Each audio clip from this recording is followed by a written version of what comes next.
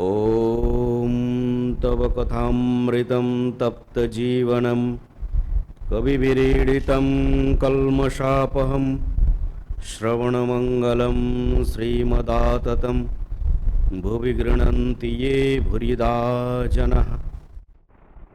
তোমার অমৃত স্বরূপ কথা তাপদগ্ধ জনগণের জীবন স্বরূপ, মুনিগণ দ্বারা কীর্তিত, সকল পাপের বিনাশক,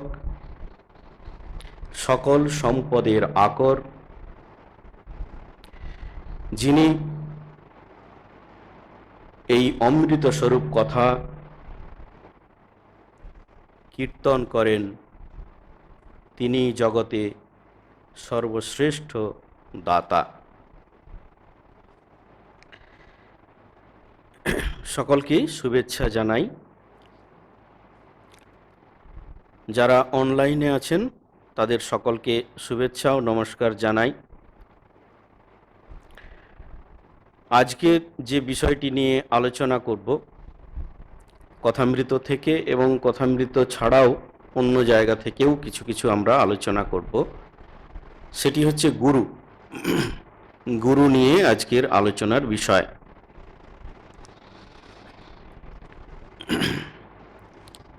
ঠাকুর কি বলছেন, মা কি বলেছেন, স্বামীজি কি বলেছেন এবং শাস্ত্রে কি বলা হয়েছে গুরু সম্বন্ধে, সেই সব বিষয় নিয়েও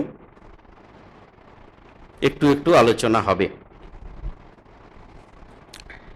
প্রথমেই বলছেন যে গুরু কে বা গুরু কি, সদ্গুরু কে, এই বিষয় নিয়ে কথা বলা যাক, আলোচনা করা যাক। গুরু কে? বিশেষ করে শাস্ত্রে কি বলা হয়েছে? তন্ত্রশাস্ত্রে বলা হয়েছে গুরু হচ্ছেন স্বয়ং ঈশ্বর। গুরু স্তোত্রে আছে গুরুর ব্রহ্মা, গুরুর বিষ্ণু, গুরুর দেব মহেশ্বর, গুরুর এব পরব্রহ্ম, তস্मै শ্রী গুরবে নমঃ। গুরুই ব্রহ্মা, গুরু বিষ্ণু, গুরু দেব মহেশ্বর, গুরুই পরব্রহ্ম, সেই গুরুকে আমরা প্রণাম করি। অখণ্ডমণ্ডলাকারম ব্যাপ্তম যেন চরাচরম তৎপদম দর্শিতম येन তস্मै শ্রী গুরবে নমঃ। অখণ্ডরূপী চরাচর জগৎ যাহার দ্বারা ব্যাপ্ত, তাহার স্বরূপ যিনি দর্শন করাইয়াছেন, সেই গুরুকে প্রণাম করি। অজ্ঞানতিমিরান্ধস্য জ্ঞানাঞ্জনশলাকয়া চক্ষুর্মিলিতম येन তস্मै শ্রী গুরবে নমঃ। অজ্ঞানতিমিরান্ধ ব্যক্তির চক্ষু যিনি জ্ঞানাঞ্জন শলাকা সহায়ে উন্মীলিত করিয়াছেন, সেই গুরুকে প্রণাম করি।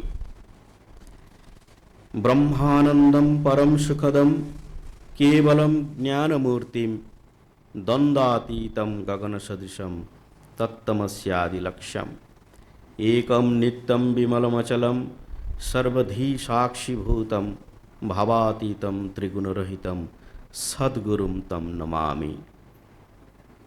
যিনি ব্রহ্মানন্দ স্বরূপ, পরম সুখদ, নির্লিপ্ত, জ্ঞানমূর্তি, দ্বন্দ্বাতীত, গগন সদৃশ, এক, নিত্য, বিমল, অচল, সকল বুদ্ধির সাক্ষী, ভাবাতীত এবং ত্রিগুণরহিত, সেই সদ্গুরুকে আমি প্রণাম করি। এইগুলি আমরা শাস্ত্রে পাচ্ছি। শ্রুতিতে কি বলছেন, অর্থাৎ বেদ কি বলছে? যিনি শ্রুতিবিদ তিনি গুরু পদবাচ্য, যিনি ব্রহ্মবিদ তিনি হচ্ছেন গুরু। তাহলে বিবেক চূড়ামণি মুখে ভগবান শঙ্কর বলছেন যে উপসীদেদ গুরুম প্রাজ্ঞম যস্মাৎ বন্ধ বিমোচনম শ্রোত্রিয় অবৃজিন অকামোহত ইয়ো ব্রহ্মবিত্তম। যার দ্বারা ভববন্ধন মুক্ত হয়, যিনি প্রাজ্ঞ, বেদজ্ঞ, পাপাচারবিহীন, কামরহিত, ব্রহ্মজ্ঞ, সেই গুরুর উপাসনা করবে। তিনি হচ্ছেন গুরু।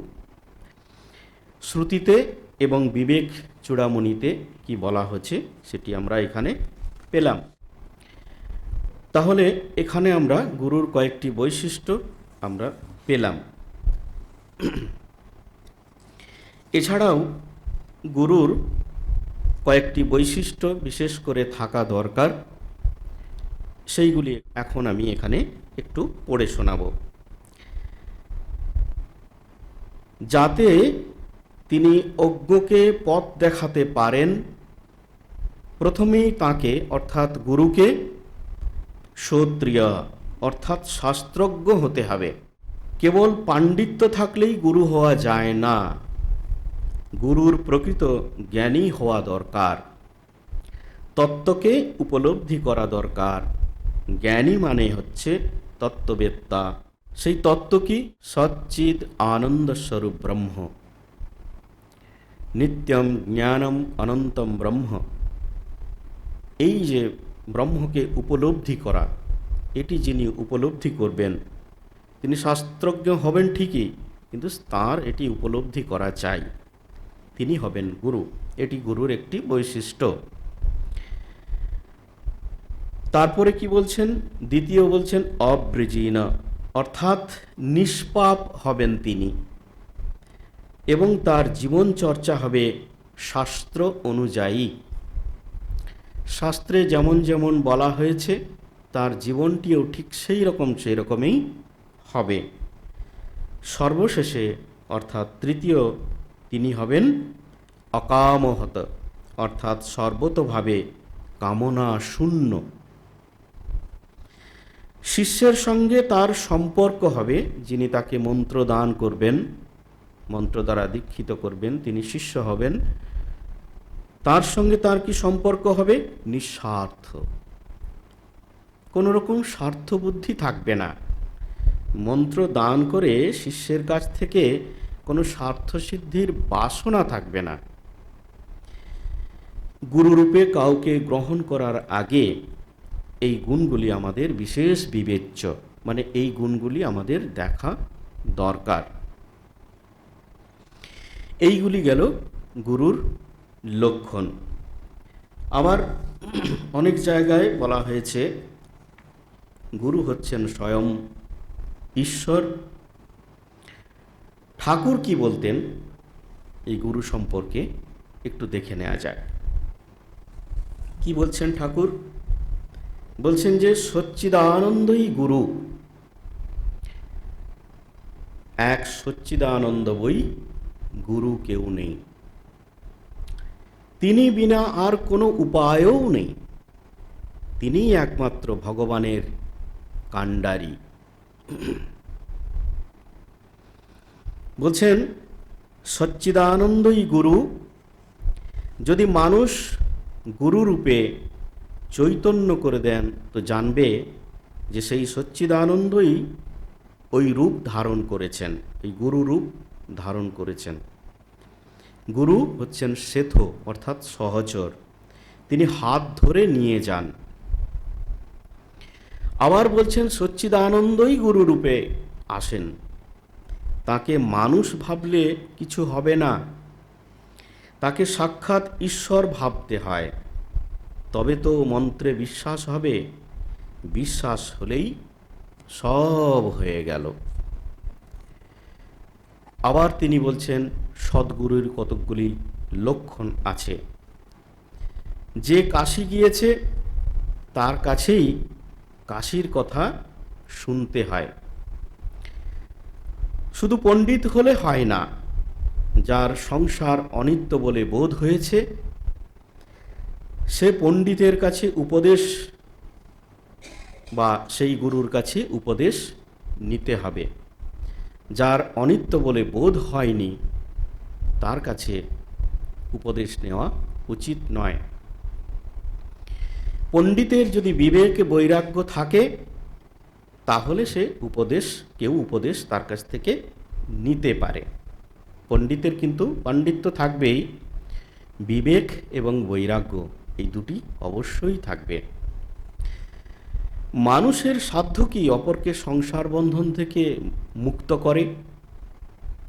যার এই ভুবনমোহিনী মায়া, তিনিই সেই মায়া থেকে মুক্ত করতে পারেন, অর্থাৎ ভগবান ঈশ্বর, তিনিই একমাত্র ভববন্ধন থেকে সকলকে মুক্ত করতে পারেন।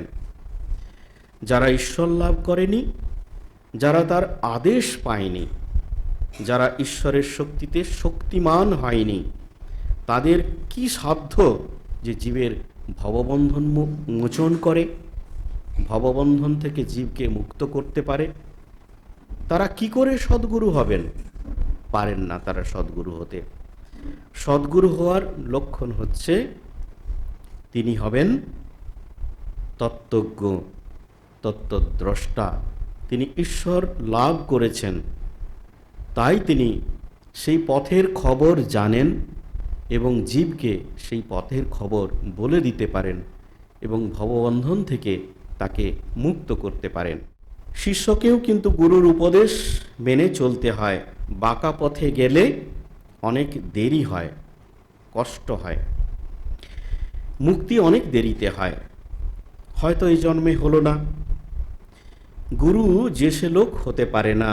বাহাদুরি কাঠ যেমন নিজেও ভেসে চলে যায়, অনেক জীবজন্তু তাতে চড়ে যেতে পারে। হাওয়াতে কাঠ হলে সে ভাসে ঠিকই, তার উপরে কেউ চড়ে যেতে পারে না। যে চড়ে সেও ডুবে যায়, কাঠও ডুবে যায়। তাই ঈশ্বর যুগে যুগে লোকশিক্ষার জন্য অবতীর্ণ হন গুরু রূপে। সচ্চিদানন্দই হচ্ছেন গুরু। ঠাকুর একদিন পঞ্চবটির তলা দিয়ে যাচ্ছেন ঝাউতলায়, শুনলেন একটা কোলা ব্যাঙ খুব ডাকছে। তার মনে হলো যে কোলা ব্যাঙটাকে সাপে ধরেছে। অনেকক্ষণ পর আবার যখন সেই রাস্তা দিয়ে তিনি ফিরে আসছেন, তখনও শুনলেন যে সেই কোলা ব্যাঙটি আবার ডাকছে, খুব জোরে জোরে ডাকছে। তিনি তখন উকি মেরে দেখলেন যে সেই ব্যাঙটাকে একটা ঢোড়া সাপে ধরেছে। সেই সাপটা ব্যাঙটাকে গিলতেও পারছে না আর ছাড়তেও পারছে না। সেজন্য কি হচ্ছে, সাপটারও যন্ত্রণা আর ব্যাঙটারও যন্ত্রণা, উভয়েই কষ্ট পাচ্ছে। তখন ঠাকুর ভাবছেন আর বলছেন, যদি জাত সাপ হতো তাহলে 3 ডাকে সব ঘুচে যেত, ব্যাঙটা চুপ হয়ে যেত। ঢোড়ায় ধরেছে তো, তাই সাপটারও যন্ত্রণা, ব্যাঙটারও যন্ত্রণা হচ্ছে। তাই তিনি বলছেন যে যদি সদ্গুরু হয়, ওই যে লক্ষণগুলির কথা আমরা পড়লাম এতক্ষণ, যদি সদ্গুরু হয় তাহলে কি হয়, জীবের অহংকার 3 ডাকে ঘুচে। গুরু কাঁচা হলে গুরুরও যন্ত্রণা, শিষ্যেরও যন্ত্রণা। শিষ্যের অহংকার আর ঘোচে না, সংসার বন্ধনও কাটে না। কাঁচা গুরুর পাল্লায় পড়লে শিষ্য মুক্ত হয় না।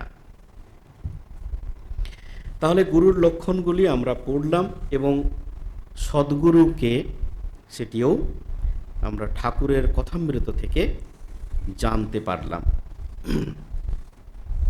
পরে আমরা মায়ের কথায় আসব, মা কি বলছেন সেই গুরু সম্পর্কে, সেই কথায় আমরা পরে আসব।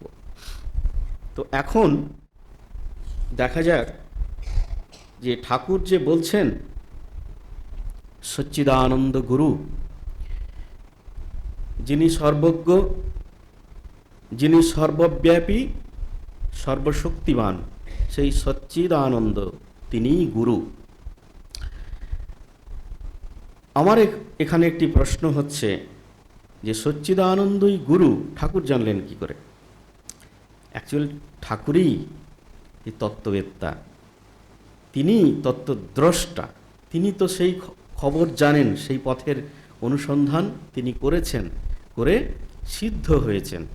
তাই তিনি জানেন যে সচ্চিদানন্দই গুরু, তিনি যখন বলছেন সচ্চিদানন্দই গুরু, ঠাকুরই আমাদের সচ্চিদানন্দ স্বরূপ, তিনি হচ্ছেন আমাদের গুরু। আমরা বলি না শ্রী গুরু মহারাজ জি কি জয়। ঠাকুরই আমাদের গুরু, তিনিই সদ্গুরু, তিনিই সব কিছু, ঠাকুর, মা, স্বামীজি। তো ঠাকুর তো বললেন সচ্চিদানন্দই গুরু, গুরুই সচ্চিদানন্দ। এখন যখন আমরা দীক্ষা নিতে যাই, বা যারা দীক্ষা নিয়েছেন তারা দেখেছেন যে একজন মানুষ গুরু, তিনি আপনাকে মন্ত্র দিচ্ছেন। তাহলে যে মানুষ গুরুটি আপনাকে মন্ত্র দিচ্ছেন, আপনাকে দীক্ষা দিচ্ছেন, তাকে আপনি গুরুরূপে নির্বাচন করেছেন। সেখানে কি দেখা যাচ্ছে যে সেই মানুষরূপী গুরু, তার জন্ম মৃত্যু সব আছে। তিনি অনেক দুর্বলতার অধীন, আবার জাগতিক সীমার তিনি ঊর্ধ্বে নন। সুতরাং যে আমরা শাস্ত্রে পড়ছি এবং গুরু যে বলছেন সচ্চিদানন্দই গুরু, তাহলে শাস্ত্রের সঙ্গে এর মিল কোথায় আছে, অভিন্নতা কোথায়? সেই সর্বজ্ঞ, সর্বশক্তিমান, সর্বব্যাপী ব্রহ্ম, তিনি মানুষরূপে কিভাবে আমাদেরকে মন্ত্র দিচ্ছেন, কিভাবে আমাদের কৃপা করছেন? এখানে একটু ভিন্নতা মনে হচ্ছে না? একদিক দিয়ে মনে হচ্ছে যে একটা ভিন্ন অবস্থা, আবার একদিক দিয়ে ভাবলে এটি কিন্তু ভিন্ন নয়। কীরকম? এই ব্যাপারটাকে যদি আমরা মূর্তি পূজার সঙ্গে তুলনা করি, তাহলে কিন্তু আমরা দেখব, আমরা ঈশ্বরের রূপকে যখন, বিভিন্ন রূপকে আমরা মূর্তি আকারে যখন পুজো করে থাকি, যেমন শিব, দুর্গা, কালী, তারপর ঈশ্বরের বিভিন্ন রূপকে কল্পনা করে আমরা যখন পুজো করি, সেই মূর্তিগুলো বিভিন্ন রকম জড় পদার্থ দিয়েই কিন্তু তৈরি হয়, কাঠ, খড়, মাটি ইত্যাদি দিয়ে। মূর্তিটি যখন তৈরি হলো, তাকে তখন পুজো করছি এবং তাকে ধ্যানও করছি। তখন কিন্তু একবারও আমরা বলি না, এই কাঠ তোমাকে পুজো করছি, তোমার ধ্যান করছি, হে খড় তোমাকে পুজো করছি, মাটি তোমাকে পুজো করছি, একবারও কিন্তু আমরা বলি না। সেই মূর্তির মধ্য দিয়ে, দুর্গা প্রতিমা বা কালী প্রতিমার মধ্য দিয়ে আমরা সেই পরব্রহ্মকে, ঈশ্বরকে কল্পনা করে তাকে পুজো করছি, তাই তো? তাহলে কি হচ্ছে যে এই নির্বিশেষ নিরাকার যে ব্রহ্ম, তাকে আমরা একটা মূর্তির মধ্য দিয়ে সীমাবদ্ধ করে, সেই মূর্তিই যেন সেই পরব্রহ্মের প্রতীক স্বরূপ, এইরকম ভেবে তাকে আমরা পুজো করছি। কারণ আমাদের মন কোনো বিমূর্তকে ধরতে পারে না, একটা অবলম্বন দরকার হয়। সেজন্য মন এরকম একটি প্রতিমা বা কোনো একটি ফটো বা কোনো একটি প্রতীককে অবলম্বন করে, যার ফলে কি হয়, সেই অবলম্বিত, যাকে অবলম্বন করলো, তাকেই সেই পরব্রহ্মের স্বরূপ হিসাবে কল্পনা করে তার আরাধনা করে সিদ্ধ হয়। সেরকম গুরু যখন দীক্ষা দিচ্ছেন, তখন আমাদের ভাবতে হবে সেই সচ্চিদানন্দই পরব্রহ্ম, তিনি গুরুরূপে, মানুষ গুরুরূপে তিনি আমাদেরকে মন্ত্র দিয়েছেন বা দিচ্ছেন। আর তিনি সেই পরব্রহ্ম, সেই নির্বিশেষ নিরাকার ব্রহ্ম, তিনি এই মানুষ গুরুকে যন্ত্র করে তার মধ্য দিয়ে তিনি কৃপা করছেন, আমাদেরকে সংসার বন্ধন থেকে মুক্ত হবার পথ দেখাচ্ছেন। এইটি ভাবতে হবে। তাহলেই কিন্তু শাস্ত্রের যে সচ্চিদানন্দ ব্রহ্ম এবং গুরুই যে ব্রহ্ম বা ঈশ্বর, আবার ঈশ্বরেই গুরু, এই ভাবটির সঙ্গে, এই শাস্ত্রের কথার সঙ্গে আমরা যে গুরুর কাছে দীক্ষা নিয়েছি, তার সঙ্গে অভিন্নতা আমরা প্রদান করতে পারি, লক্ষ্য করতে পারি। এখন আরও প্রশ্ন আসবে যে গুরুকরণের কি প্রয়োজনীয়তা আছে? আমরা তো দেখতে পাচ্ছি আজকাল বেদ, উপনিষদ, পুরাণ ইত্যাদি মুদ্রিত আকারে বাজারে পাওয়া যাচ্ছে। তন্ত্রের মন্ত্রগুলোও মুদ্রিত আকারে বাজারে পাওয়া যায়। এগুলি সাধারণেরও বোধগম্য হয় বা অধিগম্য হয় যে এখানে তো মন্ত্র আছেই, সেই মন্ত্রগুলি পড়ে নিয়ে আমি কি সিদ্ধ হতে পারবো না? মন্ত্রগুলো তো পাওয়া যাচ্ছে গ্রন্থে, বিভিন্ন পুস্তকে পাওয়া যাচ্ছে। এখানে শাস্ত্রের নির্দেশ কি আছে সেটির দিকে আমাদের লক্ষ্য করা দরকার। শাস্ত্র কি বলছেন? উপনিষদ কি বলছেন? আচার্যাৎ হি এব বিদ্যা বিদিতা সাধিষ্ঠম প্রাপ্যতি ইতি। বলছেন গুরুর কাছ থেকে শোনা মন্ত্র বা লব্ধ মন্ত্রই কিন্তু ফলপ্রসূ হয়। কিভাবে ফলপ্রসূ হয় এখানে আমরা একটু দেখে নেব। জীবনে সামান্যতম জ্ঞান লাভকে সার্থক করতে হলে গুরুর কাছ থেকে জানতে হবে, উপদেশ নিতে হবে।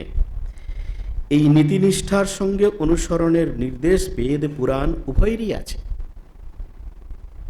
এই কারণে গুরু যে শুধু মন্ত্র দিয়ে থাকেন কানে তা নয়, কিন্তু গুরু মন্ত্র দেওয়ার সাথে সাথে কি করেন? শিষ্যের মধ্যে গুরু শক্তিকেও সঞ্চার করে থাকেন, যার ফলে কি হয়? ওই শক্তিকে অবলম্বন করে সাধক জীবনে শিষ্য সিদ্ধ হওয়ার পথে অগ্রসর হতে পারে। কিন্তু গ্রন্থ পড়লে, গ্রন্থ থেকে পাওয়া, পুস্তক থেকে পাওয়া যে মন্ত্র সেটি পড়লে কিন্তু এই শক্তি সঞ্চারটি হবে না।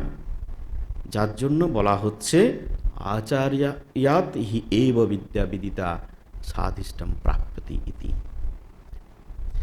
আচার্যের নিকট হইতেই মন্ত্র শুনতে হবে, মন্ত্র গ্রহণ করতে হবে, তাহলে সেটি কিন্তু ফলপ্রসূ হবে। এটি একটি সাধারণভাবে আমরা যদি আলোচনা করে থাকি তাহলে আমরা বুঝতে পারি একজন ব্যক্তিকে যাকে আমরা শ্রদ্ধা ভক্তি করি তার কাছ থেকে যদি কোনো উপদেশ পাই, সেই উপদেশটা আমাদের খুব কাজে লাগে, আমরা মেনেও নিই এবং সেটা শ্রদ্ধা সহকারে আমরা পালন করার চেষ্টা করে থাকি।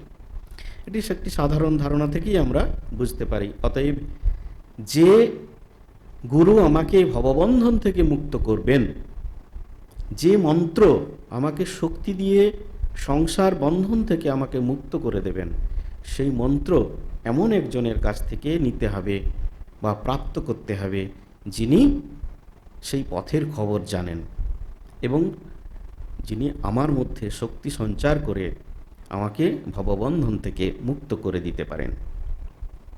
এইটি এই জন্যই বলা হচ্ছে যে গুরুকরণের প্রয়োজনীয়তা আছে। ঠাকুর কি বলছেন একটু দেখে নেওয়া যাক। মানুষের কাজ হলো শুধু সরলভাবে বলা, কি বলা? হে ঈশ্বর, কামিনী কাঞ্চন থেকে মনকে তফাৎ করো, আর ডুব দেওয়া। ওপর উপর ভাসলে হবে না। সাঁতার দিলে কি রত্ন পাওয়া যায়? উপরে উপরে সাঁতার দিলে রত্ন পাওয়া যায় না। তাই বলছেন ডুব দিতে হয়।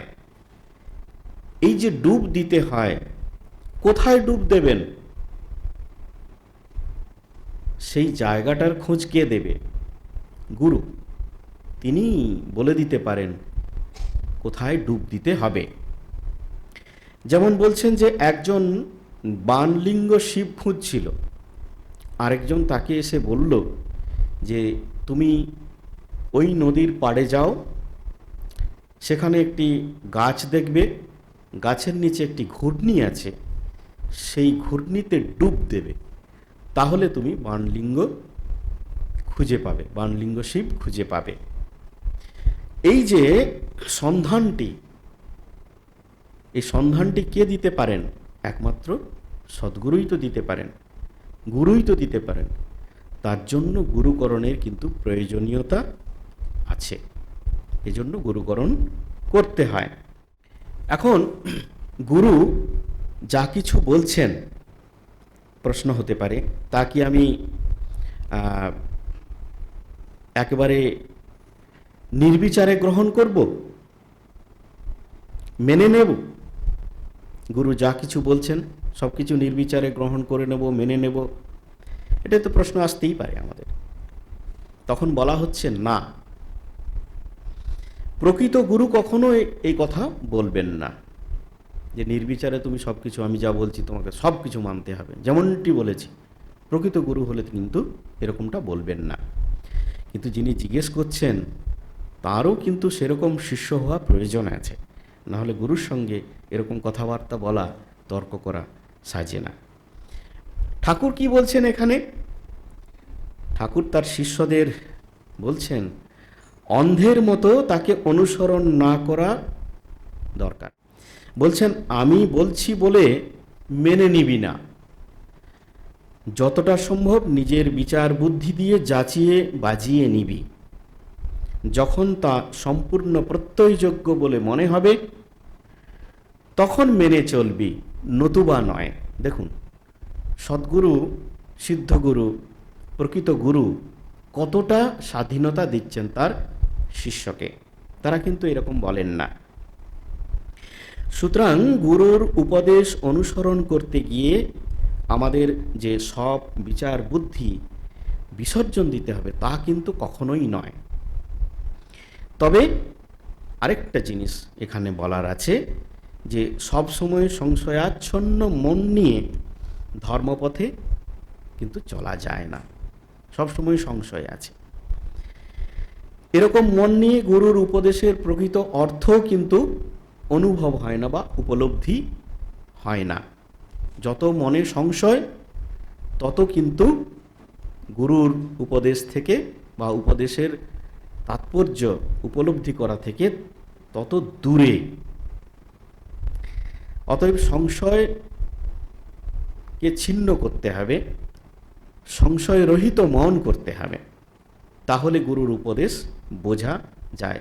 ঠাকুর কি বলছেন? গুরুকে যতটা পারো যাচাই করে নেবে, কতটা স্বাধীনতা দিচ্ছেন। কিন্তু তিনি তোমাকে যথার্থই চরম লক্ষ্যে নিয়ে যেতে পারেন, এই বিশ্বাস যদি আসে তাহলে তাঁর কাছে সম্পূর্ণ আত্মসমর্পণ করবে। এই বিশ্বাসটা যদি আসে নয়, এই বিশ্বাসটা আমাদের আনতেই হবে। যদি একবার বিশ্বাস হয়ে যায় বাস, আর কিছু দরকার নেই। আর আমরা তো বিশ্বাস করেই এগোচ্ছি, একটা বিশ্বাসকে ধরেই তো এগোচ্ছি যে তিনি, যাকে আমরা গুরুকরণ করছি, তিনি আমার ভববন্ধন মুক্ত করবেন, ভববন্ধন মোচন করবেন। এই বিশ্বাস ধরেই তো এগোচ্ছি। তো সেই বিশ্বাসটা আমাদের মধ্যে রাখতে হবে, তাঁর চরণে আত্মসমর্পণ করতে হবে। এই রকম বিশ্বাস নিয়েই গুরু সমীপে যেতে হবে। এবং আমরা যে আগে যেগুলি গুরুর লক্ষণ পড়লাম পরমার্থ লাভের পথে, তাহলেই কিন্তু একজন গুরু আমাদেরকে চালিত করতে পারবেন এবং আমাদের তিনি চৈতন্য করান। গুরু কিভাবে করান সেটি আমরা কথামৃত থেকে দেখছি। একটি গল্পের আকারে ঠাকুর বলছেন যে একটি বাঘিনী একটি ছাগলের পালকে আক্রমণ করেছিল। তো একজন ব্যাধ দূর থেকে দেখে সেই বাঘিনীটাকে বধ করল। সেই বাঘিনীটার পেটে বাচ্চা ছিল, তো মৃত্যুর আগে সে বাচ্চাটি প্রসব করে মারা যায়। তখন সেই ছানাটা ছাগলের সঙ্গে বড় হতে লাগলো। প্রথমে ছাগলের মায়ের দুধ খায়, তারপর একটু বড় হয়ে ঘাস খায়, তারপরে ছাগলের মতো ভ্যাঁ ভ্যাঁ করতে থাকে।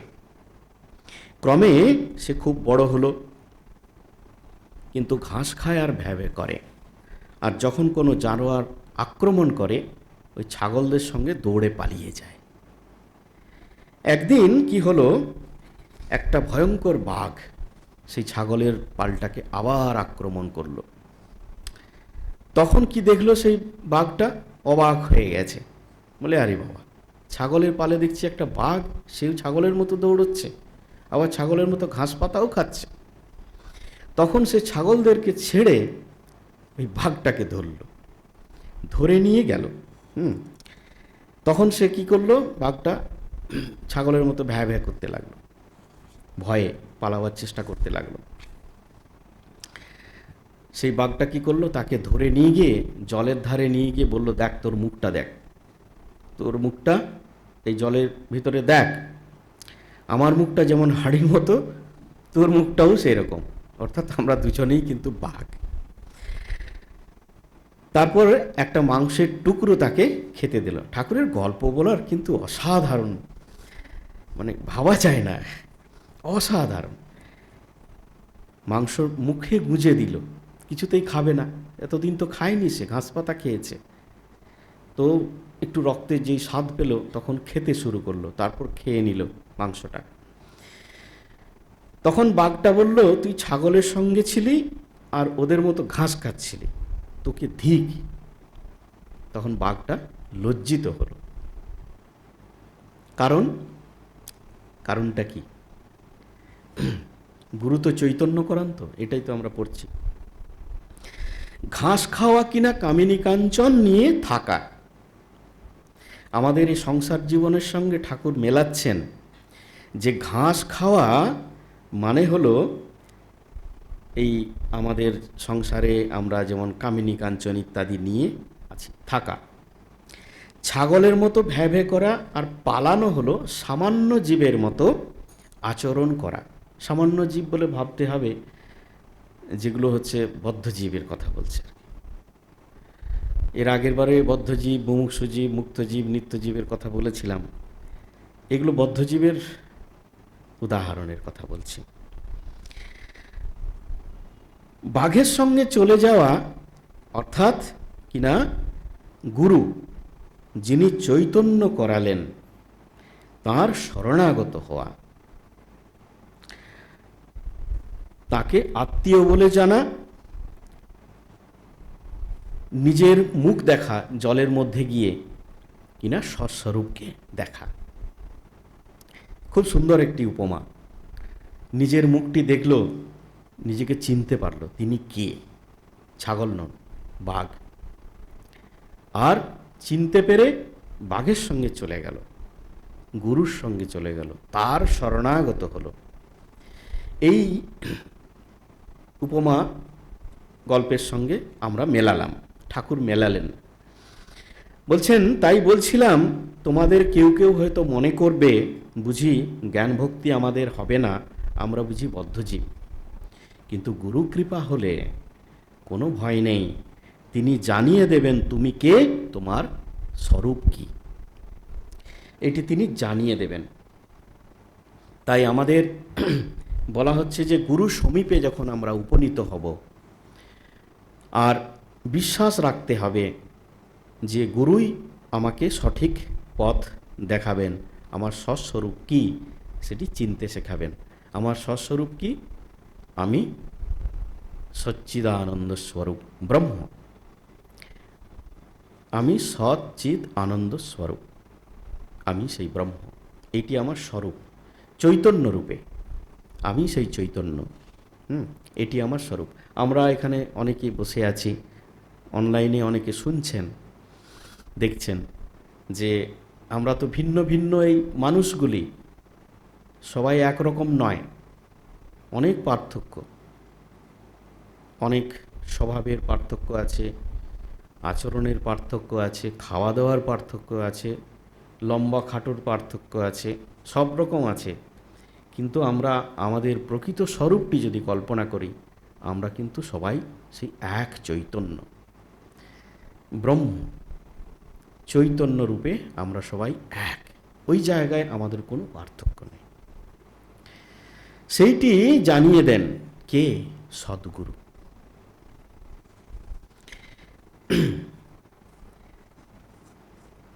এখন এই গুরুরূপে আবার এই সব ব্যাপারগুলি আসে, তখন কি মনে হয় যে এত সব বিচার করার যোগ্যতা কি আমার আছে? আমি তো একজন সামান্য জীব, আমার তো বিচার করার, অপরকে বিচার করার যোগ্যতা এখনো হয়নি বা আসেনি। আমার মন স্বচ্ছ নয়, মনে সংশয় রয়েছে। তাহলে যে গুরু আমার চেয়ে অনেক উঁচুতে আছেন তার বিচার করব কি করে? এটা তো হতেই পারে। কার কাছে দীক্ষা নেব? অনেকেই বলেন যে মহারাজ কার কাছে দীক্ষা নেব, এরকম জিজ্ঞেস করেন অনেকে। এইখানেই একজন আমাকে জিজ্ঞেস করছিলেন যে মহারাজ কোন, কার কাছে দীক্ষা নিলে বেশ ভালো হবে বলুন তো, কে ভালো? এরকম প্রশ্ন করছেন। আমি তো সবাই ভালো তো, কার দীক্ষা হবে? না, আমার মেয়ে আর আমার ওয়াইফ দীক্ষা নেবেন, তো কে ভালো বলুন না একটু, হ্যাঁ, কার কাছে দীক্ষা নিলে ভালো হবে? হ্যাঁ, তো আমি বললাম আপনি দীক্ষা নিয়েছেন নাকি? বলে, হ্যাঁ আমি মহাপ্রভু মহারাজের কাছে দীক্ষিত। তো কত বছর আগে নিয়েছেন? বলে অনেক বছর আগে আমি দীক্ষা নিয়েছি। তো তখন কি ভেবেছিলেন যে কে ভালো কে মন্দ? বলছে না, তখন ওসব ভাবিনি, আর এত লোকও তো তখন ছিল না, আমরা কাছে বসেছি, আমাদেরকে দীক্ষা দিয়ে দিয়েছেন, ব্যাস হয়ে গেছে। আর এখন শুনছি নাকি অনেক বড় হলে অনেক লোককে বসায় আর মাইকে মন্ত্র বলে দেয়, আর সবাই মন্ত্র দীক্ষা হয়ে যায়। বলে না, ওইরকম সিস্টেম নয়, আপনি যেটা ভাবছেন সেরকম নয় ব্যাপারটা। ব্যাপারটা খুবই সিস্টেমেটিক এবং খুব সুন্দর ব্যাপার। যতক্ষণ না মন্ত্র উচ্চারণ ঠিক ঠিক হয় ততক্ষণ পর্যন্ত গুরু ছাড়েন না, মন্ত্র উচ্চারণ করিয়েই ছাড়েন, ঠিক ঠিক উচ্চারণ। আর এত সুন্দর পদ্ধতি মন্ত্র দীক্ষা নেওয়ার, এরকম পদ্ধতি আমার মনে হয় অন্য আর কোথাও নেই। আপনি অন্য কোথাও শুনেছেন রামকৃষ্ণ মিশন সম্বন্ধে, এই যে আপনার ধারণা এটা প্রযোজ্য নয়, তাও উনি ছাড়ছেন না আমাকে। আপনি আপনি একটা কাজ করুন, যারা দীক্ষা নেবেন তাদেরকে বলুন ভগবানের কাছে প্রার্থনা করতে, যে ঠাকুর বা ঠাকুরের কাছে প্রার্থনা করতে যে আমি তো কিছুই জানি না, আমি কার কাছে দীক্ষা নেব, কে বা কোন গুরু আমার জন্য প্রযোজ্য, তুমি ঠিক করে দাও আমাকে, এই বলে ওদেরকে প্রার্থনা করতে বলুন। তাহলে দেখবেন কিছু দিনের মধ্যেই আপনার মধ্যে যেই সংশয়টা আছে যে কার কাছে দীক্ষা নিতে হবে, কে ভালো গুরু কে মন্দ গুরু, সে এই ভাবনাটা আপনার মন থেকে চলে যাবে। বলে হ্যাঁ এরকম করলে হবে? আমি হ্যাঁ, তাদেরকে বলুন যে তারা যেন ভগবানের কাছে গিয়ে প্রার্থনা করেন যে হে ভগবান, হে ঠাকুর, হে প্রভু, আমি তো জানি না আমার কে গুরু হবেন, তুমি ঠিক করে দাও, আমি দীক্ষা নেব, আর দীক্ষা নেওয়ার জন্য আমাকে তুমি তৈরি করে নাও। এইভাবে প্রার্থনা করতে বলুন, দেখবেন হয়ে যাবে, সব ঠিকঠাক হয়ে যাবে। সকালবেলা একদিন হাঁটতে বেরিয়েছি, রাস্তায় রাস্তায় হেঁটে যাচ্ছি, হঠাৎ করে সেই ভদ্রলোকের সঙ্গে দেখা বলে আপনাকেই তো খুঁজছি আমি। কেন? আমি ভাবলাম ওরে বাবা আবার কি প্রশ্ন জিজ্ঞেস করবে, পালাতে পারলে বাঁচি। তখন বললেন না না, শুনুন শুনুন শুনুন। কী হলো? বলে দীক্ষা হয়ে গেছে মহারাজ। কার কার কাছে হলো? বলো সহিতানন্দজি মহারাজের কাছে। বাহ, দেখলেন তো? হ্যাঁ, খুব ভালো করে হয়ে গেছে। কিন্তু একটা জিনিস আমি ঠিক বুঝতে পারছি না, এখন মন্ত্র মনে হচ্ছে একটু কাটছাট করে দিচ্ছে, তাই না? কীরকম? না এরকমও নয়, কাটছাট করে কেন দেবে? না, আমাদের মন্ত্রে এই যে একটা ওম ছিল, তারপরে বীজ মন্ত্র ছিল, তারপরে মন্ত্র ছিল, তো এখন নাকি বীজ মন্ত্রটা দেওয়া হচ্ছে না, বীজটা দেওয়া হচ্ছে না। আমি বলি না ওরকম নয়। আপনি জানলেন কি করে? না আমি ওদেরকে জিজ্ঞেস করেছি। এই দেখুন কি মুশকিল, মন্ত্র কাউকে বলতে নেই, বাড়ি বাবা এসে জিজ্ঞেস করেছে কি মন্ত্র দিয়েছে, উনি বলে দিয়েছেন। কি মুশকিল! যা হয় গুপ্ত তা হয় পোক্ত, মন্ত্র কারো কাছে বলতে নেই। হ্যাঁ, এই জন্য মন্ত্র কারো কাছে ব্যক্ত করতে নেই। যদি গুরু ভাই হন তার কাছে বলতে পারে, এরকম নির্দেশ আছে, কিন্তু শাস্ত্রের নির্দেশ আছে মন্ত্র কারো কাছে বলতে নেই। তার সংশয় কিন্তু যায়নি, তিনি ভেবেছেন রামকৃষ্ণ মিশন হয়তো কাটছাট করে মন্ত্র দিচ্ছে আজকাল। খুব মজার বিষয় একটা, কিন্তু তো এই রকম সংশয় আমাদের মনে কিন্তু আছেই। তো আমরা এই রকম সংশয় নিয়ে কি করে বিচার করব বলুন তো? কে সিদ্ধ গুরু কে অসিদ্ধ গুরু, তাকে বিচার করার শক্তি আমাদের কোথায়? তো সেজন্যই বলছেন, তার উত্তরটা হলো যতটা সম্ভব গুরুর প্রকৃত উদ্দেশ্য কি সে বিষয়ে নিঃসংশয় হওয়া চেষ্টা করো। আমরা দেখেছিলাম যে গুরুর প্রকৃত উদ্দেশ্যটা কি, যে মন্ত্র দেবেন নিঃস্বার্থভাবে, কোনো স্বার্থ বুদ্ধি থাকবে না, পাপ বুদ্ধি থাকবে না, তিনি শাস্ত্রজ্ঞ হবেন, তত্ত্ববেত্তা হবেন। এই জিনিসগুলো মোটামুটি গুরুর সঙ্গে বা দেখলে বা কথাবার্তা বললে, কথাবার্তার পর কিছু না কিছু বোঝা যায়, লোকমুখেও শোনা যায়, যারা দীক্ষা নিয়েছেন তাদের কাছ থেকে জানলেও অনেকটা জানা যায়। নিজেই বিচার করো তিনি তোমার আদর্শ হতে পারেন কি না, তারপর তাকে গুরুরূপে বরণ করো।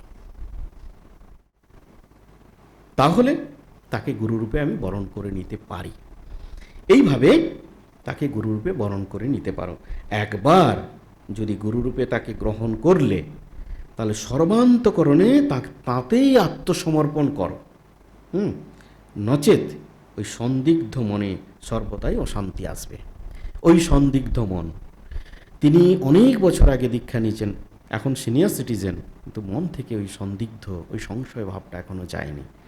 তারা দীক্ষা নিয়েছেন, নিজের স্ত্রী এবং মেয়ে, তাদের মন্ত্র উনি শুনে নিয়েছেন। এবার বলছেন যে ধরা যাক বিচার অনুসারে আমি বিচার টিচার করে বা একটু অনুসন্ধান করে জানলাম যে একান্ত ভক্তির পাত্র গুরু আমি পেয়েও গেলাম, কিন্তু তার চেয়েও যোগ্যতর গুরুর কি প্রয়োজন আছে? আর একজনের কাছে দীক্ষা নিলাম, দীক্ষা নেওয়ার পর এর চেয়েও দেখলাম যে উচ্চতর অবস্থা কারো, তো সেই রকম গুরুর কি কোনো প্রয়োজন আছে আমাদের জীবনে? এটা তো আমাদের প্রশ্ন হতেই পারে।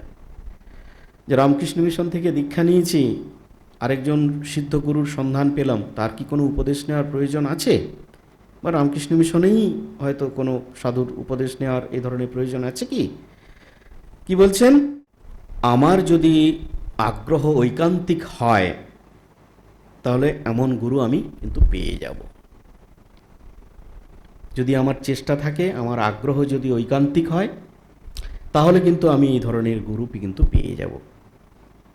অর্থাৎ এখানে একটি ব্যাপার আছে যে ধরুন সাধন পথে আমরা সাধন করছি, জপ ধ্যান ইত্যাদি নানা রকম করে যাচ্ছি, যে সাধন পদ্ধতিগুলো ঠাকুর বলছেন, করতে করতে কোথাও একটু বাধা এসেছে, সেই বাধাটা আমাকে এগোতে দিচ্ছে না।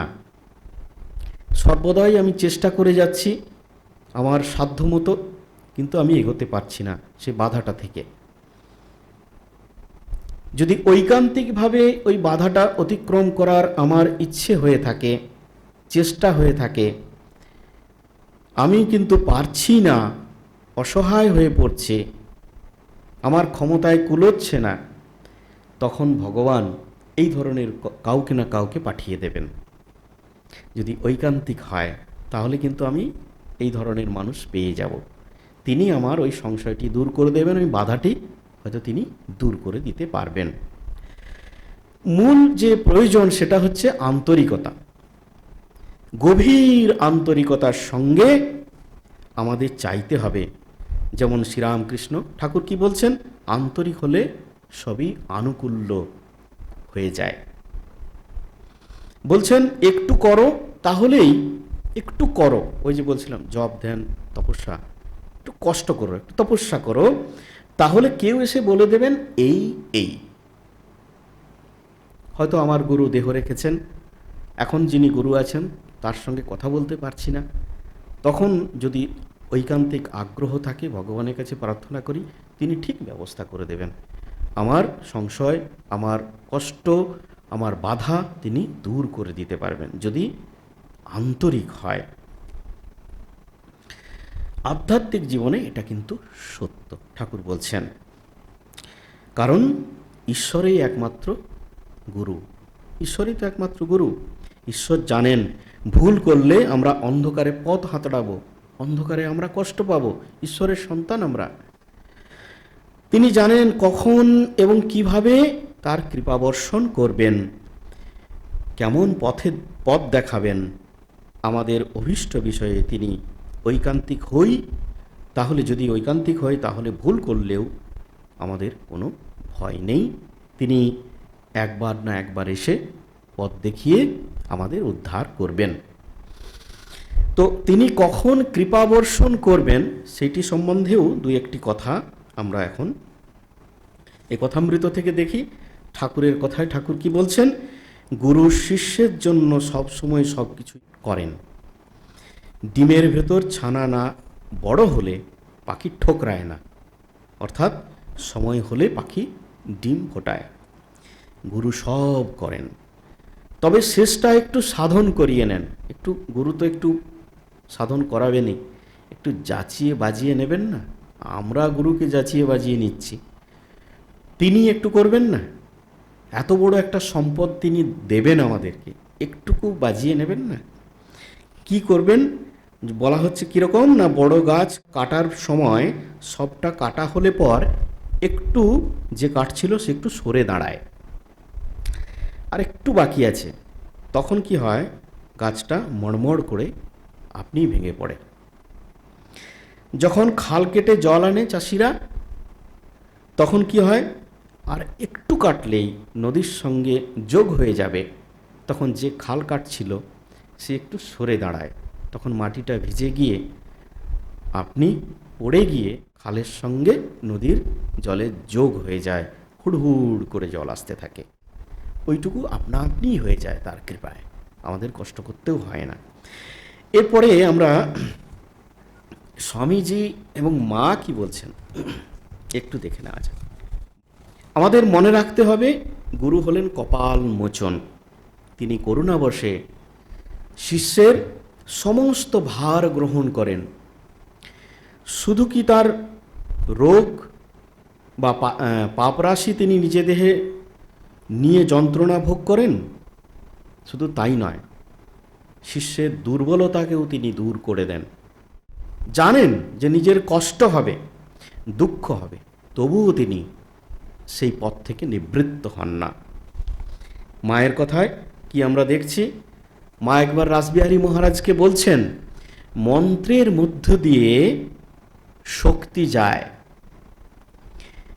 গুরুর শক্তি শিষ্যে যায়, শিষ্যের পাপগুলো গুরুতে আসে। তাই তো মন্ত্র দিলে পাপ নিয়ে শরীরের এত ব্যাধি হয় গুরুদের। গুরু হওয়া বড় শক্ত, শিষ্যের পাপ নিতে হয়। শিষ্য পাপ করলে গুরুরও পাপ হয়, ভালো শিষ্য হলে গুরুরও উপকার হয়। আমাদের কিন্তু এই কথাগুলি খুব ভালো করে মনে রাখতে হবে। আমরা যারা দীক্ষা নিয়েছি খুব ভালো করে মনে রাখতে হবে যে আমরা গুরু সেবার তো সুযোগ পাই না। গুরু সেবা কি করে করব? আগে গুরুকে বাড়িতে নিয়ে এসে খাইয়ে দাইয়ে তার সেবা করা একটা সুযোগ ছিল। এখন লক্ষ লক্ষ ভক্ত হয়েছে, গুরু যদি একদিন করেও যান সারা জীবনে হবে না, মনে হয় সব বাড়িগুলো কাভার হবে না। তাহলে কি করতে হবে? গুরু সেবা আপনারা কি করে করবেন, আমরা কি করে করব? বলছেন যে শিষ্য নিষ্পাপ হবে, শিষ্যকে পাপ কাজ থেকে বিরত থাকতে হবে। এমন কোনো কাজ করব না যেটি পাপ কর্মের সামিল হবে। তাহলে যেহেতু আমাদের ভার গুরু নিয়েছেন, তাহলে আমরা যদি কোনো কুকর্ম পাপকর্ম করি তাহলে সেটা কিন্তু গুরুর কষ্ট হবে। যদি না করি তাহলে গুরুর মঙ্গল, আমাদেরও মঙ্গল। গুরুর সেবা সেটা দিয়েই হবে। আর যত বেশি জপ করবেন, ধ্যান করবেন, সেটাই হবে গুরু সেবা।